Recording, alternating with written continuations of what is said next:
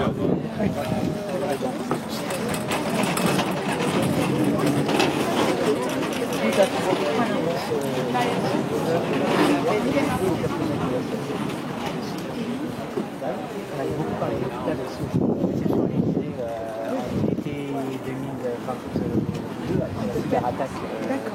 la cyber, vous avez une cyberattaque? Oui, moi j'avais été très... Bonjour madame. Bonjour. Notre président.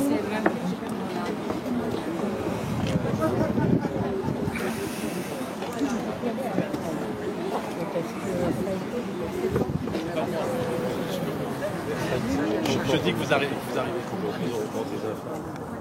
Ah oui, oui c'est vrai, c'est nous aussi, certains de nos malades en informatique. On n'a pas eu l'accident. D'accord. Vous n'avez rien eu, aucun.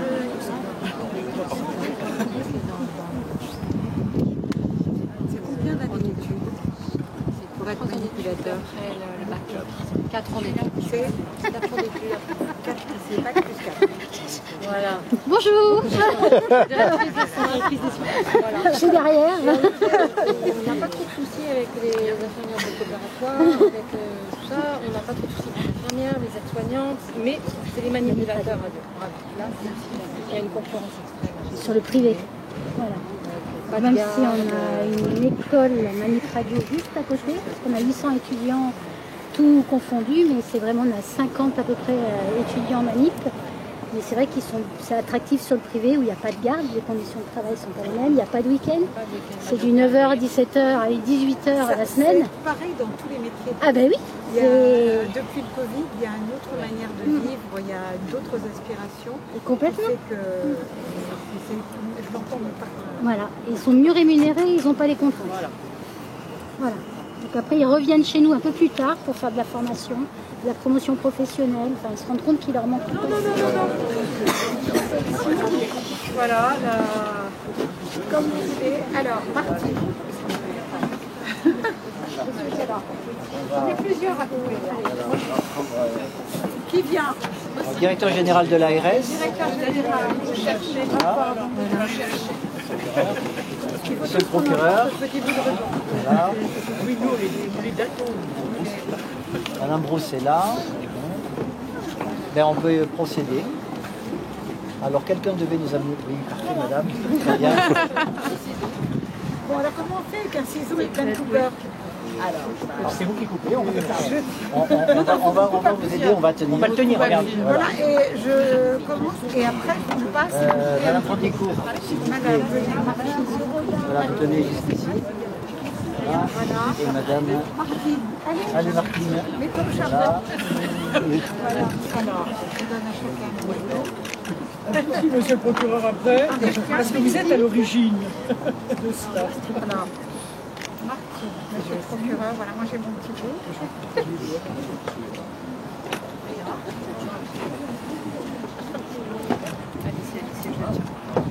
Monsieur le procureur.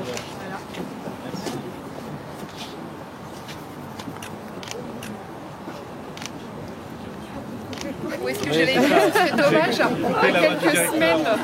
Docteur Rougier.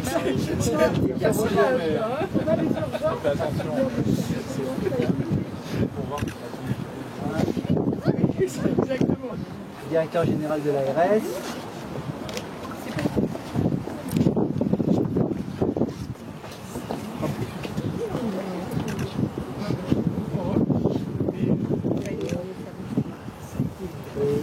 Docteur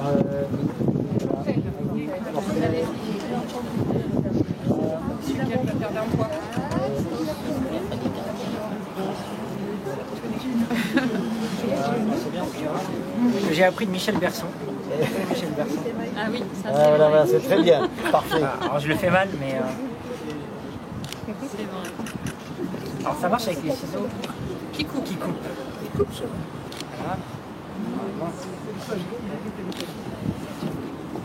Voilà, et là j'en ai plusieurs. Monsieur le procureur.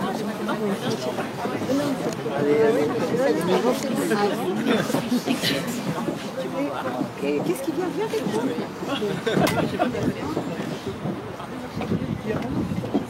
Alors, faire avec moi. Bravo.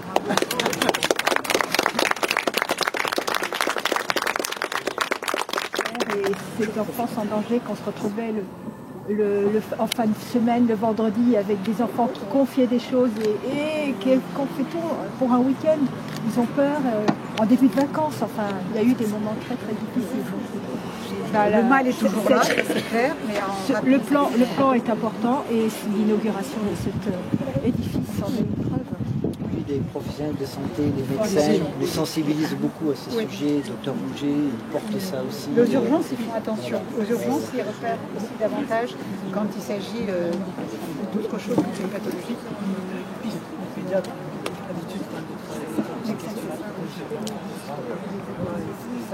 Déjà, c'est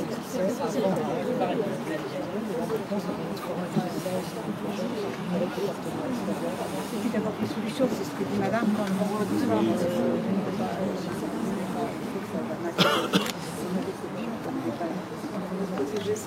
Ces jeunes enfants, et vous demandiez tout à l'heure l'âge des enfants qu'on a eu à traiter depuis l'ouverture, et donc j'ai laissé, c'était 4 mineurs de 4 ans. Des petits? Oui, des petits.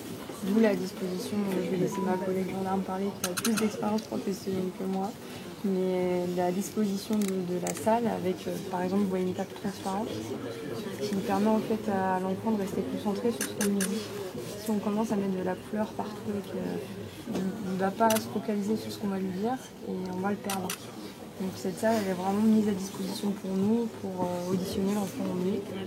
Et l'enfant est impressionné.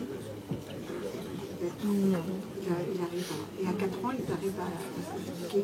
C'est pour ça qu'on a souhaité que cette inauguration ait lieu.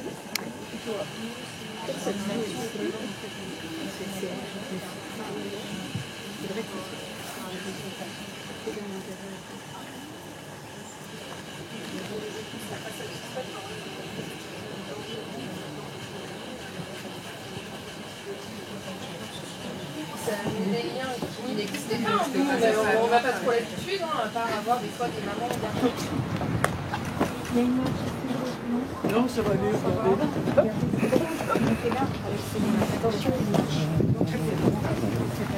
Le médecin d'adolescent que je suis, c'est aussi que beaucoup d'adolescents vont révéler un antécédent de violence sexuelle en présentant des troubles psychologiques, des comportements d'auto-sabotage ou des prises de risque. Donc nous avons pris l'habitude déjà, bien antérieurement à l'ouverture de cette UAPED, de collaborer avec les services du département ou les services de protection de l'enfance, AZOC, RIP associatif, TJJ aussi, la justice, le parquet des mineurs, le juge des enfants et les services de police et de gendarmerie. Et ça nous arrive, depuis que cet hôpital est ouvert, d'essayer de trouver une salle de réunion au sein de la pédiatrie pour organiser une audition d'un enfant ou d'un adolescent hospitalisé dans le service. Le CHSF, il a surtout la chance de comporter un service de médecine légale dirigé par le docteur Isabelle Fortel et qui est particulièrement attentive à la question des violences sur mineurs. Et on travaille ensemble depuis longtemps, notamment avec le centre de référence des morts inattendues du nourrisson, qui accueille l'ensemble des nourrissons de tout le département de l'Essonne et du sud de Seine-et-Marne. C'est donc tout naturellement que le CHSF a été désigné pour faire naître la seule UAPED du département de l'Essonne. Cette gestation a été rapide, puisque finalement, elle a 9 mois entre les premières discussions opérationnelles avec monsieur le procureur, avec les services de l'ARS, et cette inauguration. Ça a nécessité un travail acharné de l'ensemble des professionnels de l'hôpital, et je leur en suis reconnaissant. D'abord la direction générale qui s'est emparée de ce sujet, la direction des achats de la logistique et ses services techniques qui ont monté ce bâtiment et ce très beau bâtiment en quelques mois. Vraiment merci à tous, merci à notre cadre de pôle qui n'a pas économisé son énergie, Madame Anne Brandicourt, et puis maintenant une infirmière puéricultrice, Madame Céline Cazot, va prendre soin de cette unité, bientôt rejointe par une deuxième infirmière puéricultrice et accompagnée par le docteur Pupin, que je remercie d'avoir pris la responsabilité de cette unité. Alors nous avons tenu nos promesses, les premières auditions ont déjà lieu, les premiers enfants sont accueillis, les premières situations sont évaluées, alors que vous connaissez les tensions que nous traversons, et notamment en pédiatrie hospitalière, parce que ce ne sont pas les missions qui manquent. La prise en charge des enfants ayant une maladie chronique, beaucoup de maladies chroniques ne peuvent être suivies qu'à l'hôpital par des pédiatres spécialisés chez les enfants, ce qui est différent de la médecine d'adulte. L'accueil des urgences pédiatriques, toujours plus nombreuses et non régulées, l'hospitalisation des enfants relevant du soin critique ou de la pédiatrie spécialisée, les situations de souffrance des jeunes qui arrivent dans nos urgences. Nos professionnels, pourtant fatigués, sont passionnés, dédiés aux enfants, et ils font preuve d'une grande résilience, il faut en prendre soin, et c'est ainsi que je vois votre présence à tous et à toutes ici, qui nous honore. Permettez-moi de vous exprimer notre reconnaissance pour votre participation à la création de cette UAPED et à son ouverture. La Voix de l'enfant qui nous a éclairé de son expérience et a participé au financement du mobilier. Mais les associations, Mediavip interviendra naturellement avec les professionnels de l'UAPED. L'ARS a offert un soutien financier et opérationnel. Le département sera bien évidemment, en termes de protection de l'enfance, un partenaire privilégié, et pas seulement par un partage de temps médical. Monsieur le procureur, vous avez beaucoup insisté sur l'importance que vous accordiez à cette unité et à son usage par les forces de l'ordre, forces de police, forces de gendarmerie. Madame Brigitte Macron, votre présence nous honore et souligne votre considération pour la protection de l'enfance, et je vous exprime toute ma gratitude. En cette période de programmation budgétaire, j'insiste sur le fait que protéger les enfants, les adolescents, est coûteux. Je vais chercher M. Barnier. Mais ce coût apporte un triple retour sur investissement. Une amélioration de la santé des enfants d'aujourd'hui, une amélioration et un gain en termes de santé des adultes de demain, et un vrai gain en termes de santé et de bien-être de la génération suivante et des enfants qu'ils engendreront.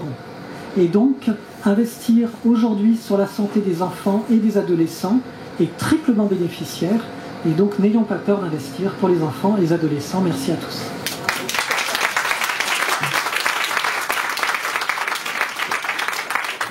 Madame Macron, vous avez vu, en vous accueillant, vous avez senti assez vite ce qu'était l'âme de cet hôpital, que vous connaissez bien, que le président connaît bien, puisqu'il y a ici fait ses vœux au monde de la santé il y a 1 an et demi maintenant. On avait eu le plaisir de l'accueillir, ce qui avait permis d'ailleurs un temps d'échange assez long, très direct avec les soignants, notamment des urgences, dans une période qui avait été très compliquée. Et donc je tiens à saluer évidemment cette oreille attentive, et je me rappelle aussi de votre oreille attentive très directement après l'attaque, la cyberattaque que l'on a connue il y a maintenant un peu plus de 2 ans, en août 2022, et vous aviez alors eu la gentillesse de me convier à l'Élysée pour faire un petit point avec le président et le ministre de la Santé de l'époque, M. Braun, pour faire un point notamment sur les besoins en financement pour pouvoir, et on en était à ce niveau-là à la fin de l'année 2022, pouvoir clôturer l'année 2022, puisque l'impact budgétaire était évidemment majeur pour l'hôpital. Donc pour ça, je tenais de nouveau à vous remercier. Donc vous connaissez bien cet hôpital, vous avez senti ce qu'était l'âme de cet hôpital en à peine 10 minutes, vous avez vu évidemment, puisque vous les connaissez par cœur, les difficultés structurelles que subit l'hôpital public en France, avec toutes les difficultés auxquelles font face les professionnels qui sont devant nous ce soir. Mais l'âme de cet hôpital qui, malgré ces difficultés, continue d'avancer, continue de créer, continue d'investir, continue d'ouvrir des lits, continue d'ouvrir des services à la population, tout simplement parce qu'on n'a pas le choix. On est ici sur un territoire très dense, un territoire populaire de grande couronne parisienne, avec des enjeux sociaux, des enjeux en matière de santé évidemment absolument majeurs. On est parfois aussi, et c'est bien souvent le cas, notamment l'été, notamment l'hiver, notamment la nuit, le week-end, la seule lumière allumée dans le département de l'Essonne, et le CHSF a toujours joué ce rôle majeur sur son territoire. Et donc si la volonté qui est la nôtre ici de continuer à avancer, de continuer à innover, de continuer à investir pour préparer l'avenir, c'est tout simplement répondre aux besoins de santé de notre population. et on en est évidemment les plus heureux. Donc ça nous permet aujourd'hui de nous retrouver pour une nouvelle inauguration, une très belle inauguration. On en a longuement parlé avec les professionnels juste avant de vous rejoindre. Une inauguration absolument exceptionnelle de par évidemment l'esprit même de ce qu'est une UAPN. La première, ça a été dit, du département de l'Essonne. Donc évidemment, on en est très fiers au centre hospitalier sud-francilien. La première, mais finalement, au-delà même de ce qu'est une UAPN, qu'il était absolument nécessaire d'installer dans ce grand département de l'Essonne, de constater finalement l'esprit et la manière avec laquelle ce projet a pu naître en à peine 9 mois. Et si ça a pu se faire dans un temps record, c'est évidemment par la mobilisation, je l'ai dit, de l'ensemble des personnels d'hôpital, mais pas que, de l'ensemble des partenaires qui ont permis aujourd'hui qu'on puisse se retrouver en à peine 9 mois. Je remercie monsieur le procureur de la République dans son discours il y a à peine quelques mois d'avoir lancé ce ballon qu'on a su saisir pour développer ce parcours. Et donc moi, mon propos va juste évidemment se limiter à remercier toutes celles et ceux qui ont permis la mise en place de cette UAPED, pas moins de 8 partenaires publics et associatifs. On a parlé des différentes autorités, notamment l'autorité judiciaire, l'ensemble des forces de sécurité intérieure, de la police, de la gendarmerie. Ils sont ici représentés au niveau départemental au plus haut niveau et je veux les en remercier, qui travaillent elles-mêmes en étroite coordination avec nos équipes hospitalières de pédiatrie pilotées par le docteur Rouget, de l'unité médico-judiciaire de médecine légale qui est évidemment présent avec nous ce soir. Et cette unité travaillera également en lien avec le réseau des centres de protection maternelle et infantile du département. Chère Sandrine, je sais que tu y es très attachée. Ainsi que sur l'expertise et l'accompagnement de 2 associations particulièrement actives en matière de protection et d'accompagnement des victimes. Nous ne les avons pas encore citées. C'est bien de le faire parce qu'elles font un travail remarquable au quotidien à nos côtés. Il s'agit de France Victime 91, Mediavip, et de l'association évidemment La Voix de l'Enfant. Je voulais remercier Monsieur Dulin, procureur, parce qu'un jour j'ai reçu un SMS me disant: Madame Brousse, est-ce que vous pourriez me contacter? Puis après j'ai eu un appel parce que j'ai pas réagi tout de suite, c'est vrai. Vous voyez l'efficacité. Hein. Et donc j'ai appelé et tout de suite, ce procureur m'a dit: j'ai rencontré la procureure de Troyes, unité que nous avions inaugurée quelques temps auparavant avec Madame Macron. Et tout de suite j'ai dit oui. Hein. On s'est rencontrés très vite avec ma collaboratrice qui est aussi ici présente, Patricia Montes. Et on est venu pour une réunion où il y avait déjà l'ensemble des professionnels autour de la table. La justice, les enquêteurs, l'hôpital. C'est une des premières fois, parce que souvent, ça commence soit par le soin, l'hôpital, soit par la justice. Et M. Dulin a réussi, autour de lui, à réunir tout le monde, et avec le docteur Rouget, avec des infirmières, des enquêteurs. Et l'aventure a commencé comme ça. Vous l'avez poursuivi tout au long de ces 9 mois. Régulièrement, vous nous avez tenus au courant. Nous sommes venus à d'autres réunions. Nous avons vu et essuyé les plâtres, monsieur le directeur. Vu les Algeco, sur le coup, nous nous sommes dit, mais c'est pas possible. Une unité d'accueil dans des Algeco, et quand on voit aujourd'hui la réalisation, et comme je le disais tout à l'heure, c'est quand même formidable parce que ça va être aussi un modèle. Parce que très souvent, dans les hôpitaux, il n'y a plus de place. Et on nous dit, on ne peut pas pousser les murs. Mais je crois que là, Corbeil a réalisé une réponse adaptée pour accueillir ces enfants victimes, ces adolescents victimes, ces adolescents et enfants en danger, proches de la pédiatrie, proches du médico-légal, et dans un lieu qui est adapté pour eux. Et puis, je voudrais remercier le docteur Rouget, parce que je sais qu'elle, avec acharnement et toujours avec beaucoup de délicatesse, vous avez su mener, hein, et avec vos équipes, parce que toutes les équipes sont là. Et je dois dire que la Voix de l'Enfant a toujours reçu un accueil très chaleureux des équipes, et ce n'était pas des demandes, c'était vraiment un partage. Voilà, comment on voit les choses, comment d'autres unités les voient. Vous avez été en contact avec Orléans et autres, et c'est ça qui est formidable. Présent avec vous dans toutes les périodes de tension, dans toutes les périodes de difficultés, et de partager avec vous les grands moments de souffrance de la communauté médicale. Ça fait aussi plaisir d'être avec vous pour partager des grands moments. Et aujourd'hui, c'est un grand moment, je pense, pour votre établissement, parce que c'est un grand moment pour la population qui est couverte par cet établissement. Et ce UAPED, je pense qu'aujourd'hui, tout le monde, personne ne met en doute l'utilité de ces unités qui ont fait leurs preuves sur l'ensemble du territoire national et qu'on continue à développer. Et notre région n'y fait pas exception. La région aujourd'hui est couverte par 11 UAPED, même si j'entends à nouveau la petite voix de l'enfant dans mon oreille qui me dit que toutes ne sont pas forcément au standard actuel des UAPED, mais on va s'employer à ce qu'elles le soient rapidement. Et aujourd'hui, c'est la 11e UAPED de notre région et on peut considérer qu'aujourd'hui, le territoire est bien maillé par ces unités, puisqu'il y en a au moins une par département, grâce à celle de l'Essonne, qui était la dernière qui manquait au maillage régional. Je suis un procureur heureux, heureux de vous voir tous aujourd'hui autour d'un même projet. Et je retiens essentiellement de la création de cette UAPED l'aventure humaine que nous avons vécue ensemble. Merci monsieur le directeur. Je sais que vous avez mis un tout petit peu de pression pour obtenir ce résultat. Vous avez obtenu dans des délais records 2 permis de construire sur 2 villes différentes pour construire cette UAPED, il faut quand même le savoir.